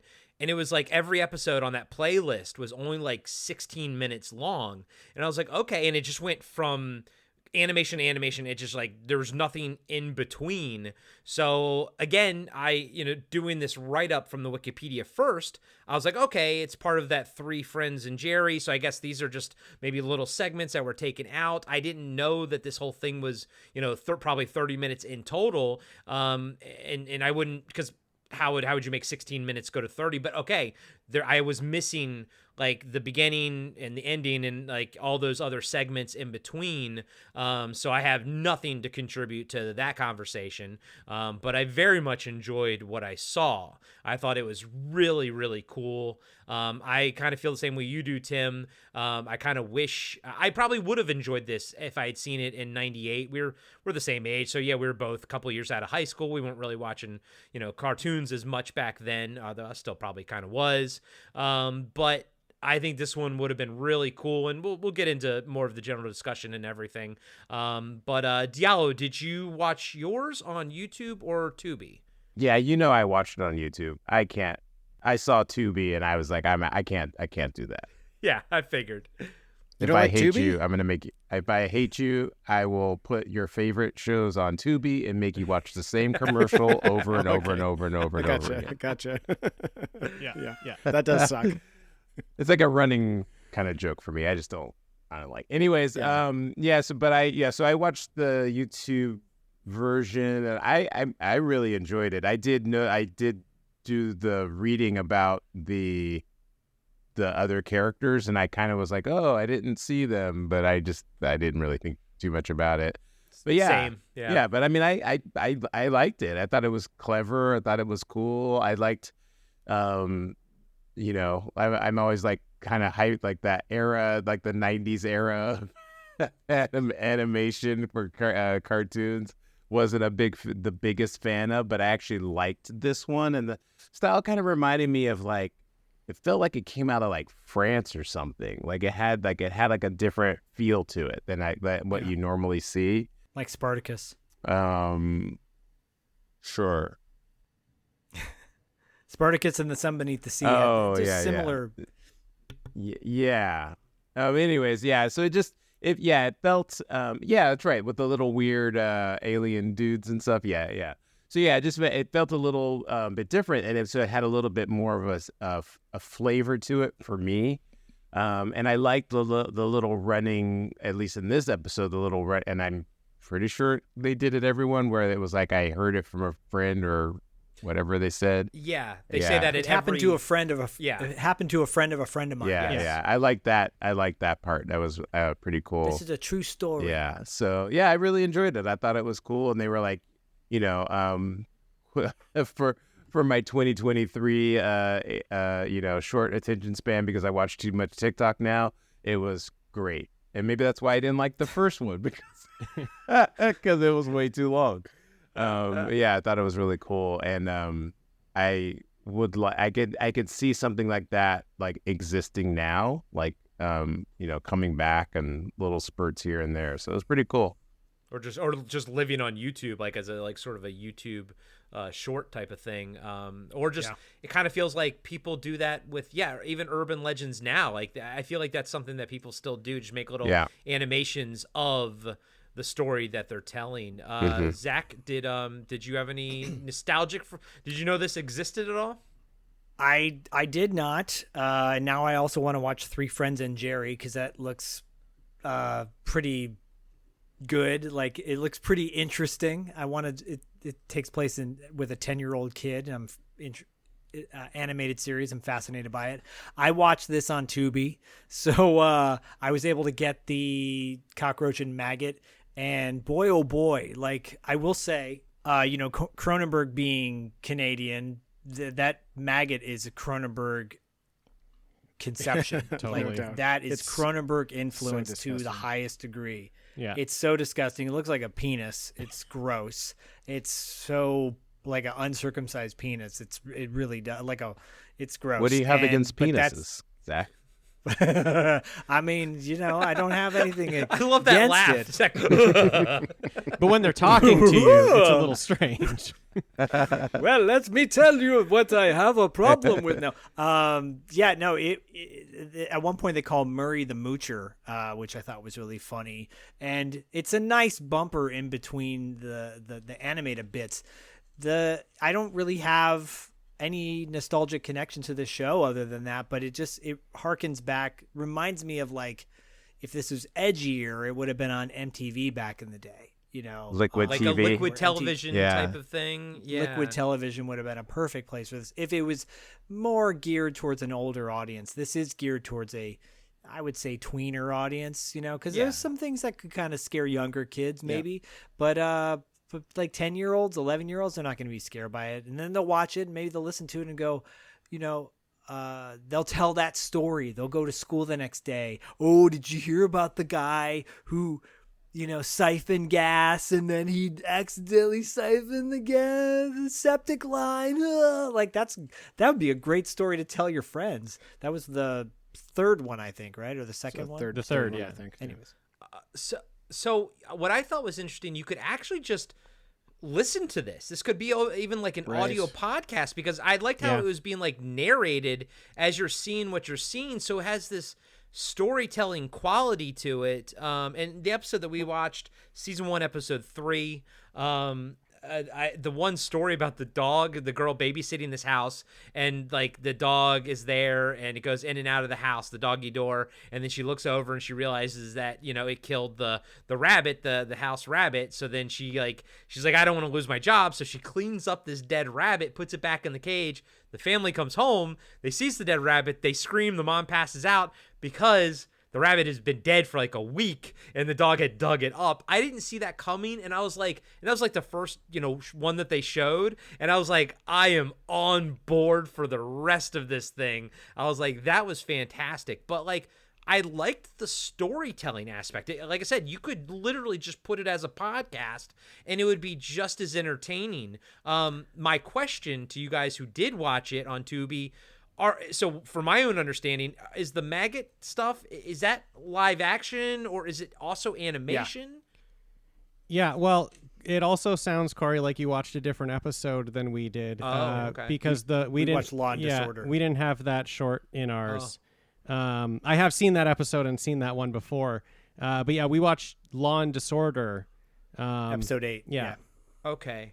Sometimes when if the link comes over and it's the playlist or something, it's okay. But yeah, I watched wherever the first one was on the playlist. So I think it was episode 3 or whatever. But yeah, I enjoyed the hell out of it. Yeah, the maggot and the cockroach are live action. Yeah, the stop motion or puppets or no, puppets. They're puppets. Yeah. Like the Disgusting maggot is puppets. definitely disgusting Yes. puppets. The maggot is definitely just like someone's hand inside of a totally. penis, basically talking. But Dean, the maggot, like the cockroach, is very much a Jim Henson inspired type cockroach, where he's blue, he's more cartoonish looking. Yeah. But the maggot is very realistic. Yeah. It's totally from Shivers or Existenz. Yeah, for sure. Yeah, definitely. They even changed the color of slime on the maggot from scene to scene. The first time I saw it, it was brown, and then it became green and even more disgusting than before. I thought that's such a nice touch to put the time into changing how disgusting this thing is looking. And it's really cool. I mean, as gross as it is, it's cool. And I will tell you, Corey, to piggyback on what you said earlier, the first episode of the first little segment of our episode, it's a spy one. I was a spy story. You could close your eyes, and I wrote down, this feels like a Pad episode. It feels like you and I breaking down a movie, scene by scene, because it is scene by scene by scene, and not every segment was like that. In ours, the tail end one is a musical, like a doo-wop 50s kind of thing. I really like that music too, by the way. Really It good. was Me super too. catchy. I thought it was really well written. Yeah. And everything. I was really impressed with how well all 4 segments were written. Not all of them were great. I thought the spy one was a little meh, but the other 3 I thought were really good. And again, this one I was describing, Corey, this guy siphons gas from everybody's cars, and then he finds this trailer on the road, and he goes to siphon, and it ends up being the septic I was gonna line. say, And this is like a Christmas Vacation, right? Shit or but Soul. it's so brilliant. I could the hook hand one reminded me of Night of the Creeps with the 50s car. They clearly are just taking urban legend myth stories, but they're making it accessible for a wider audience. Yeah, I really loved the art of this show, because a lot of it is your traditional cell animation that just looks like it should look for the time. But in the second episode, they did all the backgrounds in crayon, it looked like, and it gave such an interesting and unique flavor to it. It really blew me away. You don't see people using crayon for anything, but it really worked, and it really fit. And and then even in the doo-wop one, the way these 2 characters looked, with their hair, it was so cool. And I love the art style and the ability to change from short episode to short episode, just completely change the style of art that you're doing, change the style of story. The voice acting changes dramatically. Like was mentioned, the last one was a song. They just sang the entire time. There was a lot of effort that went into this show, which is why I think I would have really dug it at the time, but missed it. But this is one I think I will go and watch more of, because it's really well made. You can tell they put a lot of care into all the aspects of the show. I don't know if any of us knows the answer for this, but was it one art house, one production studio doing all the different styles, or did they every episode reach out to a different production team or something? Yeah, I don't know. I don't know the sure. answer to that. Yeah.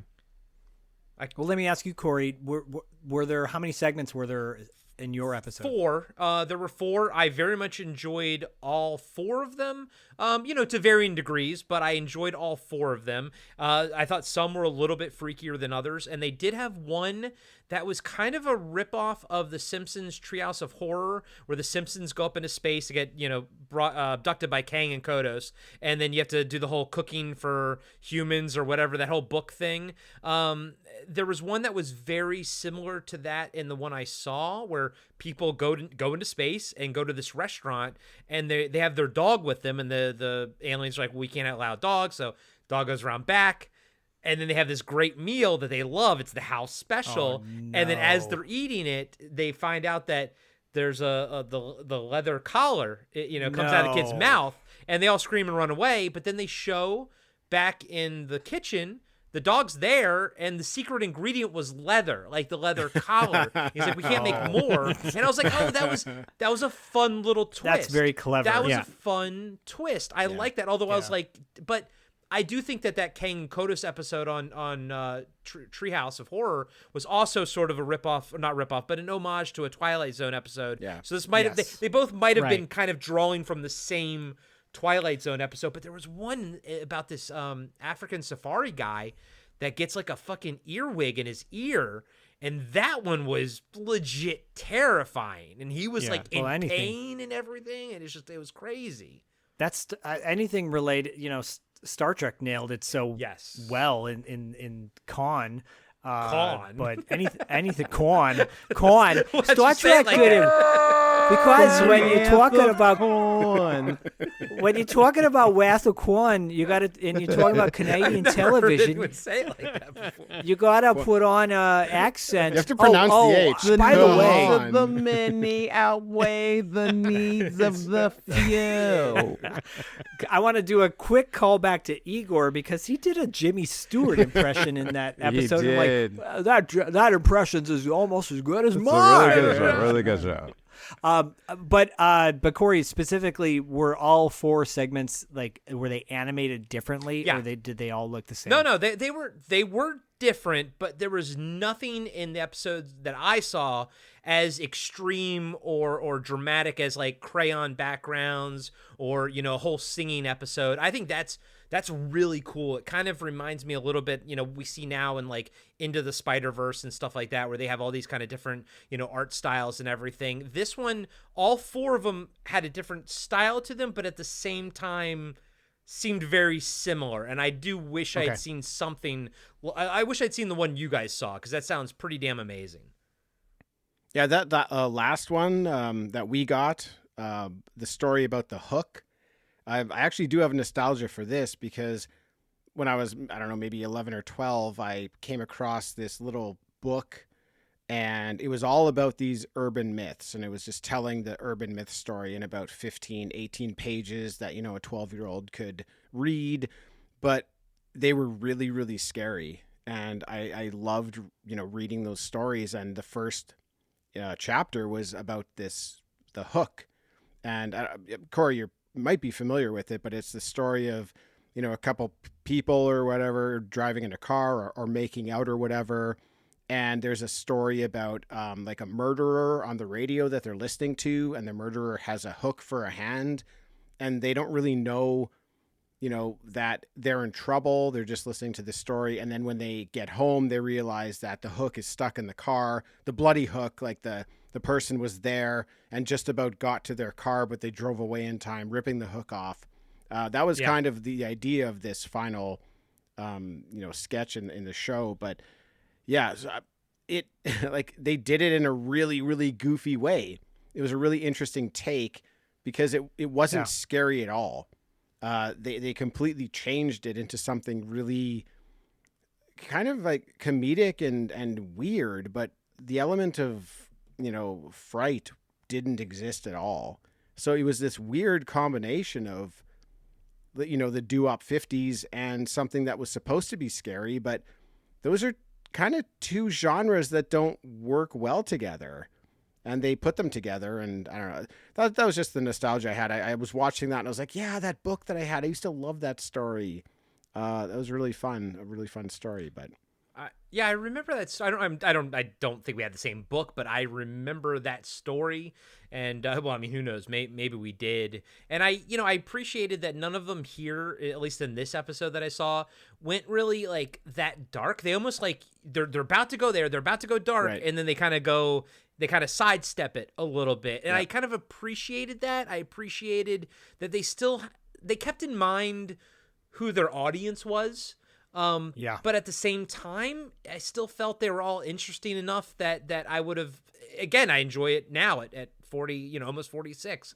And like I said, some to varying degrees, but that, like, if you're not enjoying a segment, it's going to be over in like 5 or 6 minutes. So it's kind of moot. Your next one, you having 4 per episode, you got a good % chance of liking at least 2 or 3 of them, Right. Yeah. So- And I was 12 when this came out, and like Zach had said, like exactly what I was doing was watching an episode and then going to like the schoolyard and telling all my friends the story I had just heard. I had 4 stories to draw upon now that I could tell all my friends. So it was so perfect for my age, someone at 12 who couldn't really watch anything that was scary. And so I liked the lighter twist to them where they didn't go dark and they mixed that maybe urban legend that could have been scary in with like a doo-wop 50s. That's how they told it. So I wasn't afraid of it and I could just tell the story to my friends. So yeah, I really appreciated that it was able to really just focus on the eeriness of what they were trying to say, like coincidence, can you believe that this thing happened? And that's what I was really like interested in, and sharing that with my friends at school. Is that this happened to a friend of mine? Is that from something else, or is that from this? Because I know of that. I know it from this. I know of that saying, like, oh, this happened to a friend of mine, but I don't recall watching this show, so I don't know if they. I mean, that's a popular, like, kind of, Just a popular I don't know what saying. the term is, but a popular saying, like, oh, I heard this story happen to a friend of mine, or I heard this. So they were just like, playing. They were just th- playing on that, like on the idea of that. I that think term? so. Yeah, but Okay. Yeah, but I like that they kept it going on every Yeah. thing. Okay. That's cool. Cool. And I liked how it seemed like there were different voice actors for at least for all 4 that I Yeah. watched. Same with ours. Yeah. So I liked that variety. I thought that was really cool. But Zach, like you're saying, I like that as well. Like the friend, I heard this from a friend of a friend. I think I like repetition sometimes in my storytelling like that, and I really enjoyed. I noticed they also kind of spun it. Like the guy was like, I'm not telling you no lies. I heard it from a friend of a friend. Like they said the same thing every time, but they kind of spun it to the person who was telling the narrative, so it kind of kept it fresh for me. And without the bumpers with the maggots and everything, for me it just went boom, boom, boom, boom, boom, and I was like, this was sad. This was a very satisfying 16 minutes or whatever of a thing. I was like, this is really fun. Let's just do some final thoughts on all 3 shows, together. Our thoughts on which ones we like the best and all this kind of stuff. Diallo, kick us off on just the final thoughts on all 3 of them. I can't even remember the names of the first. Obviously, the first one. Frightenstein. Frightenstein, the Bernsteins. Yeah, and then the second one was cool. The host actually reminded me of Mark Summers from with Double Dare. I actually thought it was Double Dare, baby. I actually thought it was him for initially, because again I didn't know what I was watching. But then I was like, wait, that can't be him. I liked the last little deal we watched was great. I really enjoyed it. That was the one that I could see if it was on, if it was around me when I was at that time, I probably would have watched it. The game show one too, like if, when I was growing up in the 80s and if it was on TV, I probably would have watched that one too. I watched so many game shows at the time, so it wasn't like I was very discerning, but I didn't think it was bad or anything either. It was a pretty decent show. So yeah. I'm glad you brought up Mark Summers because I was a big Double Dare kid. I watched the hell out of that show, and I see that like they both have, again, complete antithesis of Richard Dawson. They both what was his name, Wayne Cox. They both have this kind of like very wholesomeness to them. You kind of feel safe around them. They don't seem like they're too sleazy, unlike Richard Dawson. But I mean, guys and gals, Richard Dawson is still my favorite, game show host of all time. That is Same the here. Price is Same Right that here. I grew up on. Yeah, or I'm sorry, Family Feud. When he was a contestant on, what was that show? Match Game. That's or, right. Yeah, he's one of the panelists there. Yeah. Yeah, like he's a stand-up comedian and had a whole bit going on, and I don't even know. I was about to say something really bad, but I won't. He's great on Running Man. So good. Yes. Zach, final thoughts on all three? I love how different all three of them were and how they all were from different decades, 70s, 80s, and 90s. So great selection, guys, on picking something that's different and outside the box. And, it's nice to see just like wacky stuff. And it's another mind-blowing thing, to be aside, how great it is. It's not a plug for YouTube, but it's great that these things are accessible to this day. Like, we can still watch all these shows. And if you want to watch the commercials, you can watch those too. But I love that we can find all these shows. And, I've never heard of all of these. So it was great to just watch something different and trip out to. It makes me want to watch more game shows now. It makes me want to play those games now. I'm like, Sybil Shepherd would be a good one to do. Could you think of 10 things about Sybil Shepherd? I bet you could. And then the urban legends, like Bodie loves creepy stories. Did he watch that one at all? No, but I told him about it and he thought it was cool. I watched all these on my own, but he's familiar with Amazing Stories, and Amazing Stories kind of has a similar vibe to it, where it's very kid friendly. But still can be a little freaky though. I sure can. Animation, for some reason, kind of makes it a little bit more palatable, I think, for a younger audience. But overall, no, I had a great time watching these shows, and just proves once again that. No, it doesn't prove anything. I just said, I love watching all three of the shows. It did. I would say it did make me want to go back and watch a lot of those old Canadian educational shows I used to watch when I kind of, like I said, it reminded me of I saw that little bit about Eureka, but then I remember there was a show I used to watch called Al TV. There was one Today's Special.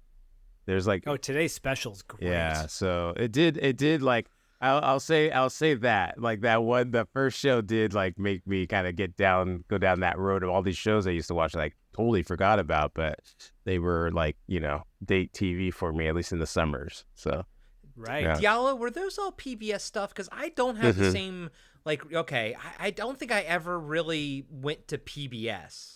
Yeah, I watched so much. I'm a nerd. I used to watch that a lot. In the summers, in the Bay Area, they called it vacation video. So, and they would have all of that educational programming. I mean, they had it when I was sick at home. I'd watch that too. But we got a lot of shows from Canada on PBS. That's how I first watched Degrassi, actually. Yeah, so. Back then I didn't realize I didn't understand production and everything, but I started to pick up they say tomorrow differently.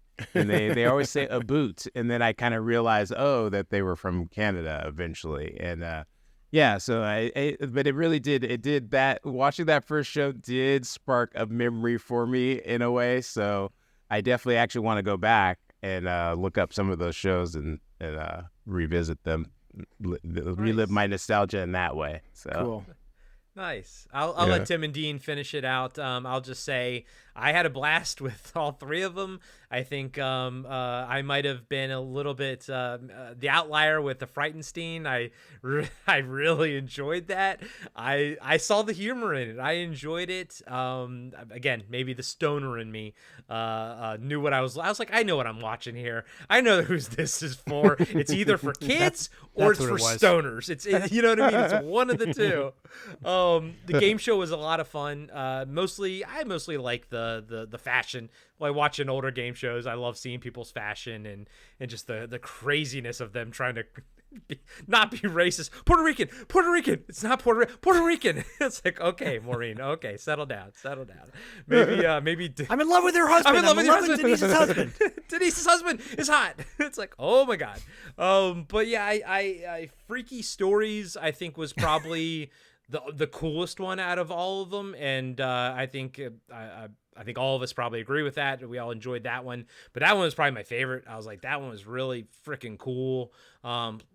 Like I said, if you don't like one story or not vibing with the animation style, 6 minutes and you'll get a whole new one. Like, and the fact that they're all different animation styles, and if it is, one production house, like that's got to be an art director's dream come true, because they get to have just fun with it.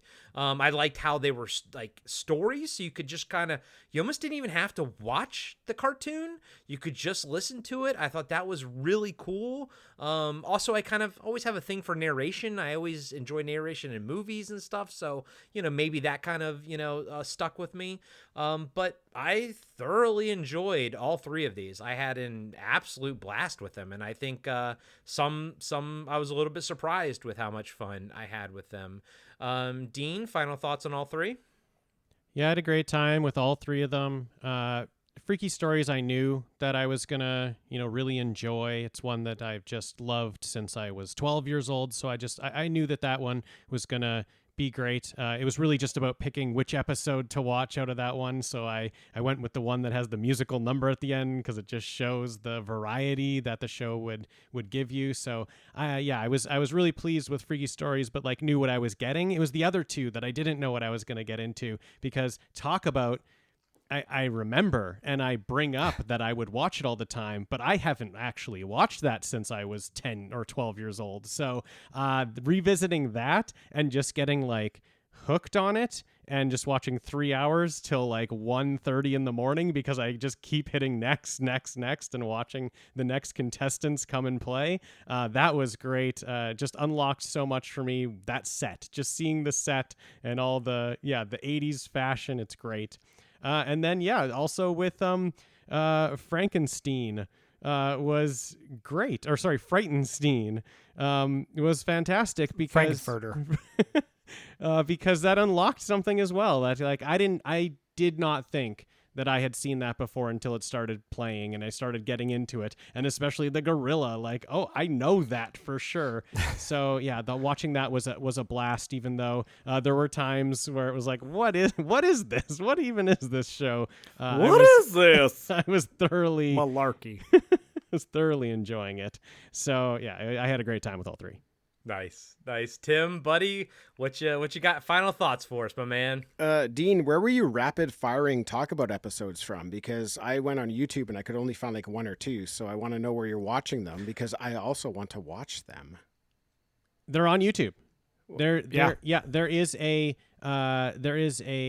playlist, I believe. They might be all over the place. I wasn't able to watch the next one and see where those contestants went. Okay. I was just kind of watching random ones here and there.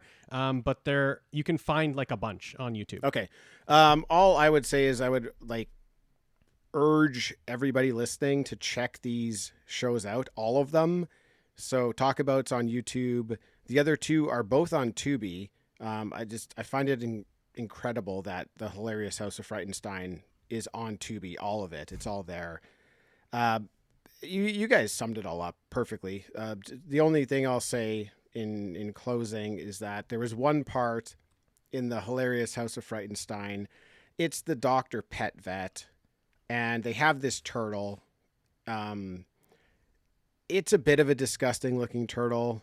It's an awesome turtle. It is awesome, but it looks kind of disgusting. It's creepy. It's unique. It's a unique turtle. It's not the type of turtle that you typically picture. No. It's a bit different. It's kind of Prehistoric. Yeah, it's prehistoric. It's the turtle that might not get as much love as a normal turtle.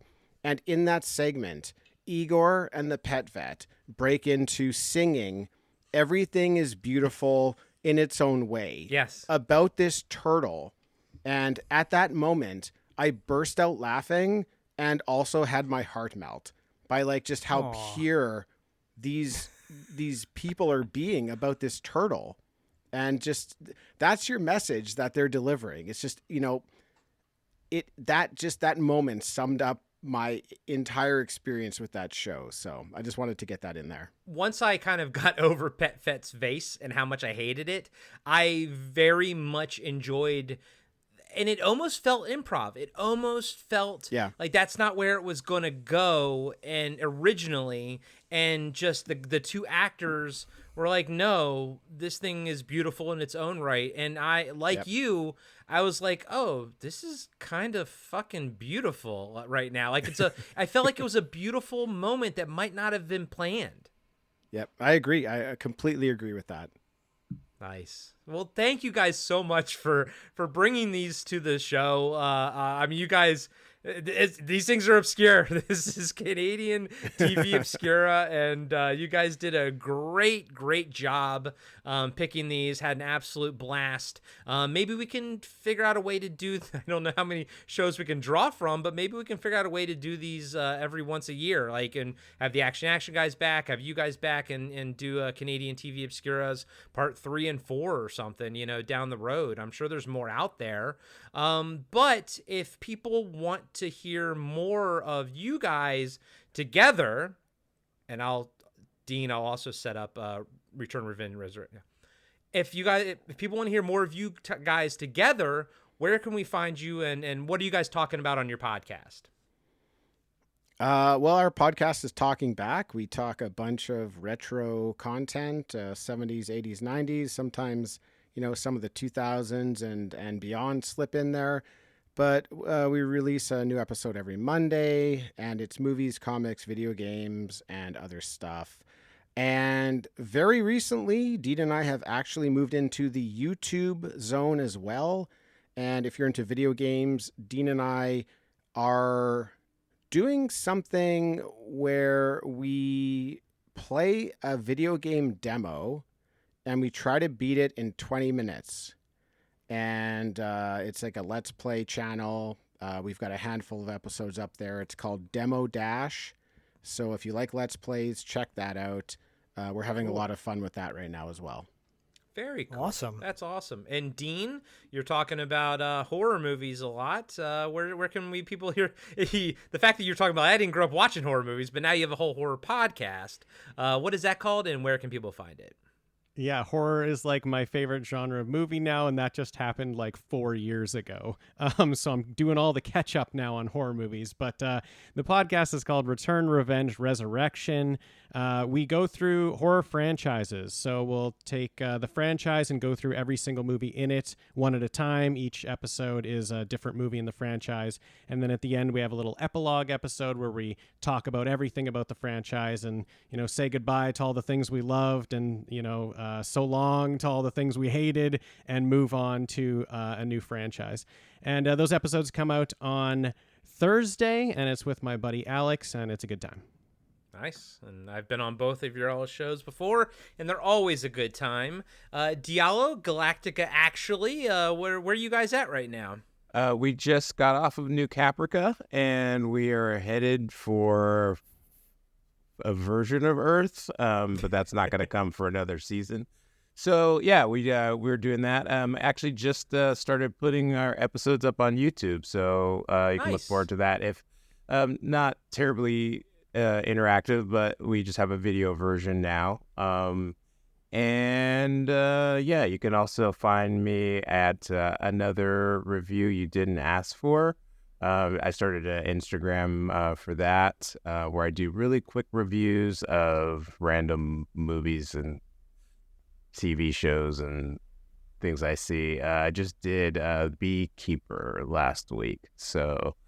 And Diallo, I got to thank you. You're the one got me to go watch Blue Eye Samurai, and I absolutely adore that show. Tim and Dean, if you guys check that out on Netflix, it's like a animated show. Blue Eye Samurai, so good. It's It's on the list. Yeah, I've been wanting to get to Awesome. that. Yeah. So yeah, that's where I'm at. You can also catch me on TV Obscura if you ever heard of it. It's pretty cool. That's right, baby. You've been on here for Jesus, every episode except for the first one, and then the Schoolhouse Rocks, or no, what was that one called? Yeah, it was last summer, right? Because I remember messaging you guys. Oh man, you're like, I wanted to be on that one. But that's right. Diallo's always over here on TV Obscura. Zach, what? Let's see. Hold on. This is going to be dropping in February. So what you guys got going on at $2 late fee and Territory Marks? Season 5 premiere of $2 late fee. We've got Weird Science and Suzanne Snyder from Weird Science, Killer Clowns from Outer Space, Return of the Living Dead Part 2. Seinfeld, 2 episodes. Of course, she talks about her stint on Seinfeld too. And yeah, Territory Marks. We've got an in-person interview coming up. Later, that'll be in March, but Paul and I are rocking and rolling with Territory Marks. Got some really cool stuff brewing, so if you're not following us on Instagram, you should, because we're going to have some updates on there pretty soon. And we also are launching 80s Kids Unite. Yes. That is going to be dropping. We previewed it in January. That's the Comic-Con live segment that we did.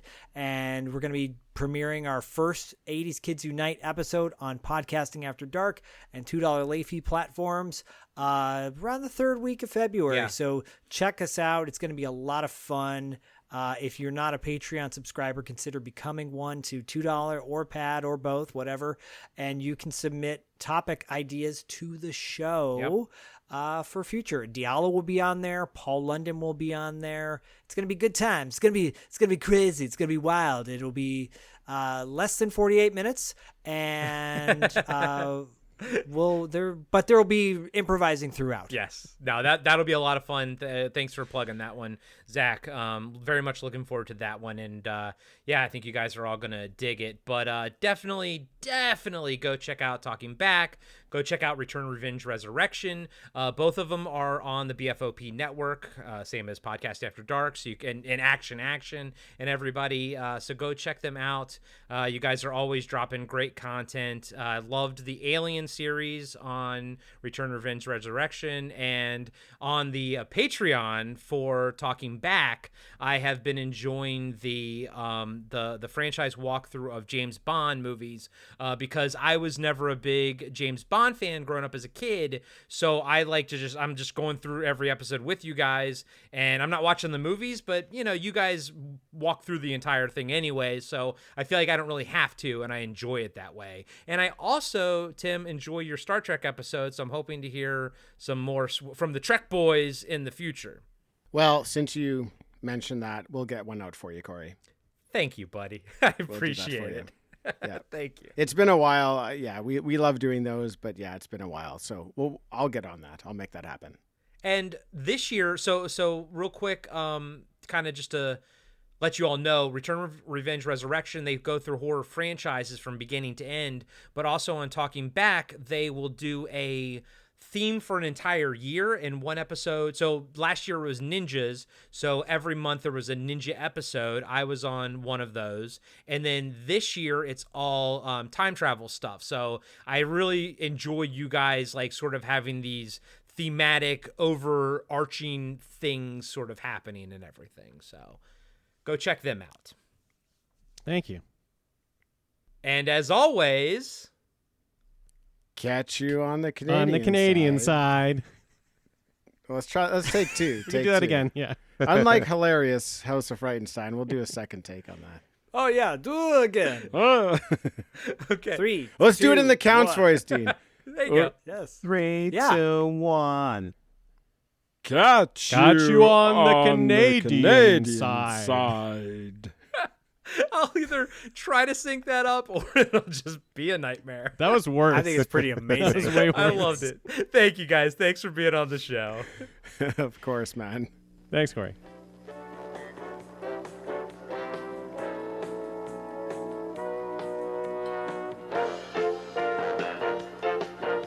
Be sure to subscribe to Podcasting After Dark and give us a 5-star rating on iTunes.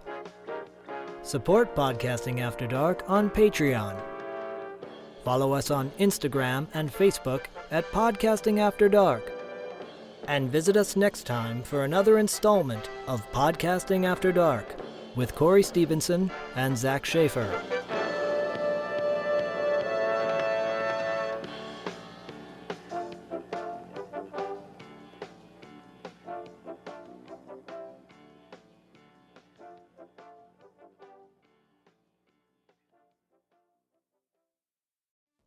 I'm John, and I'm the host of Action Action. Every week, I'm joined by James. Heyo. And Dustin. Hello. And each week, we review, debate, and rank a different action movie. We're creating the ultimate list of action movies. From awful to awesome. So if you want to hear 3 more white guys with beards talk about action movies, And argue about where they belong on our list. And decide you hate us because we made fun of your favorite movie. Join us every Tuesday, and you can find us on your favorite podcatcher. and Steven Seagal is a joke.